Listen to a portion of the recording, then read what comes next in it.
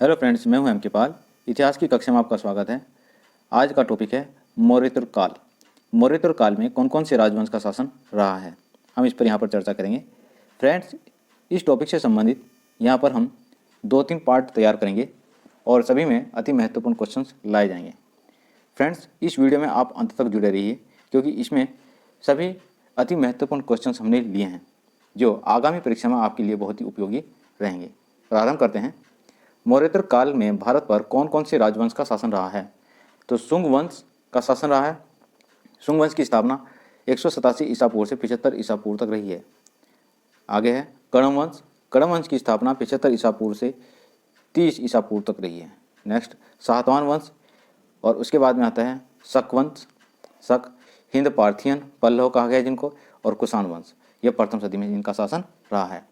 यहाँ पर मौर्योत्तर काल में देशी और विदेशी दो प्रकार के वंशों का शासन रहा है।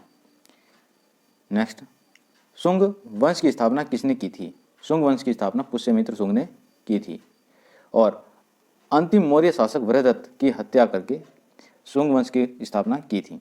तो अंतिम मौर्य शासक कौन था? वृहदत्त। और किसने उसकी हत्या की थी? पुष्यमित्र शुंग ने की थी।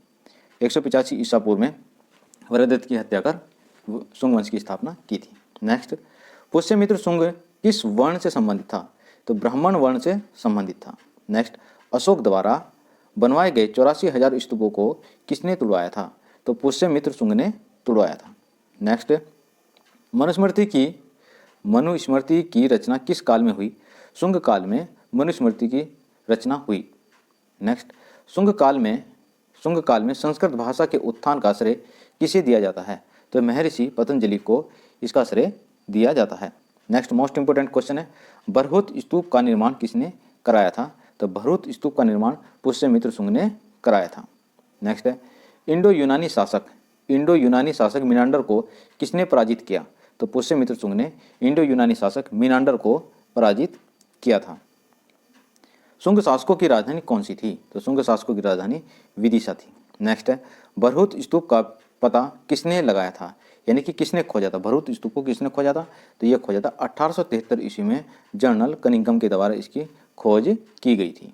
नेक्स्ट, वासुदेव ने 75 ईसा पूर्व में शुंग वंश के अंतिम शासक देवभूति की हत्या कर दी थी। तो यह होता कि मतलब किसके द्वारा इसका अंत किया गया था? कण्व वंश की स्थापना किसने की थी? तो कण्व वंश की स्थापना जो थी वो वासुदेव ने की थी और 75 ईसा पूर्व में शुंग वंश के अंतिम शासक देवभूति की हत्या कर कण्व वंश की स्थापना की गई थी। नेक्स्ट, कण्व वंश का अंतिम शासक कौन था? तो कण्व वंश का अंतिम शासक था सुशर्मा।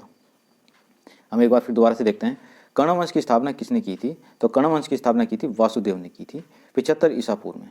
और शुंग वंश का जो अंतिम शासक था देवभूति, उसने कण्व वंश की देवभूति की हत्या कर कण्व वंश की स्थापना की थी। नेक्स्ट, कण्व वंश का अंतिम शासक कौन था? कण्व वंश का अंतिम शासक सुशर्मा था। नेक्स्ट, सुशर्मा की हत्या किसने की थी? तो सुशर्मा की हत्या की थी शिमुक ने, और शिमुक ने सातवाहन वंश की स्थापना की।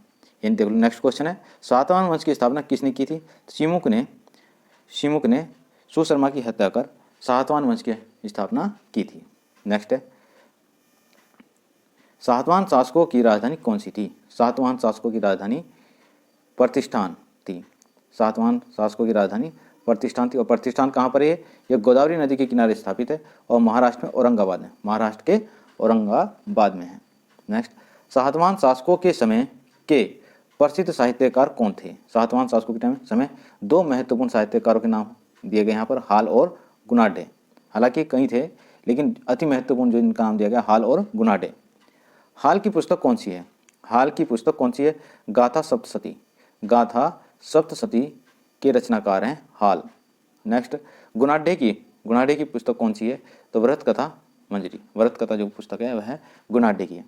नेक्स्ट, सातवाहन वंश का प्रथम योग्य शासक कौन था? सातकर्णी प्रथम को सातवाहन वंश का प्रथम योग्य शासक माना जाता है। सातवाहन वंश का सबसे महान शासक कौन था?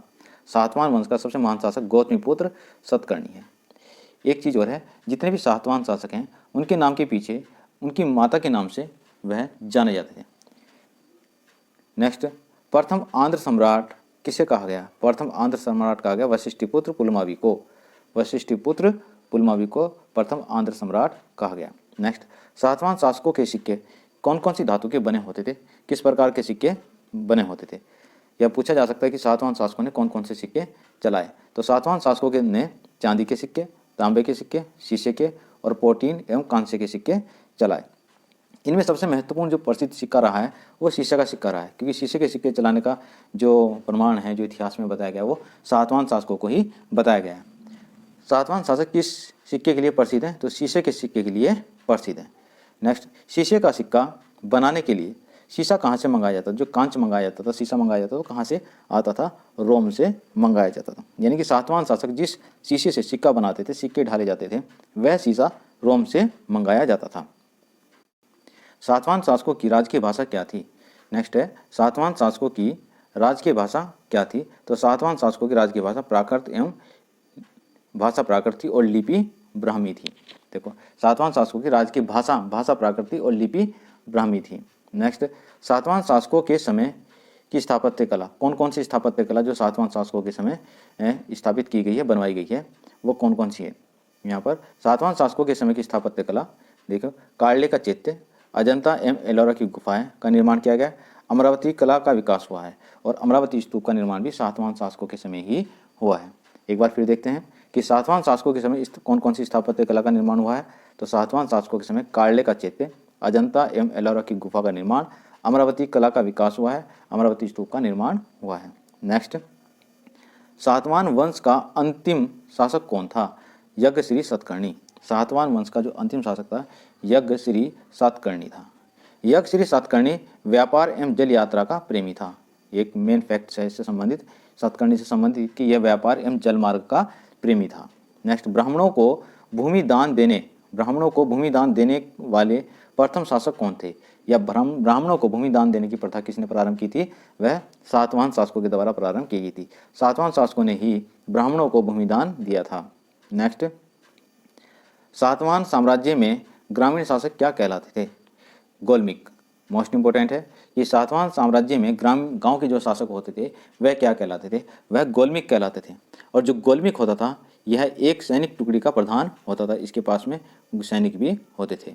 नेक्स्ट, भारत में सर्वप्रथम सामंतवादी प्रथा प्रारंभ किस शासकों ने प्रारंभ की थी, यानी कि सामंतवादी प्रथा प्रारंभ करने वाले शासक कौन थे, तो वह सातवाहन शासक थे। सातवाहन शासकों को ही यहाँ पर भारत में सामंतवादी प्रथा प्रारंभ करने का श्रेय जाता है।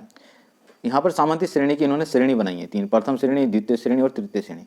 तो प्रथम श्रेणी में कौन होते थे, राजा होते थे, जिनको सिक्के ढालने का अधिकार होता था, सिक्के बनाने का अधिकार, इनके नाम के अपने सिक्के चलते थे, प्रथम श्रेणी के होते थे।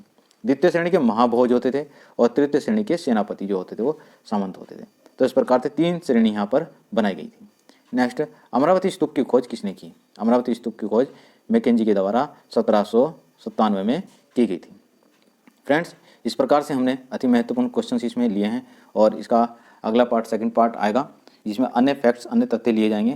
फ्रेंड्स, यदि अभी तक आपने हमारे चैनल को सब्सक्राइब नहीं किया है तो सब्सक्राइब कर लीजिए और सभी को इसको शेयर कीजिए। धन्यवाद।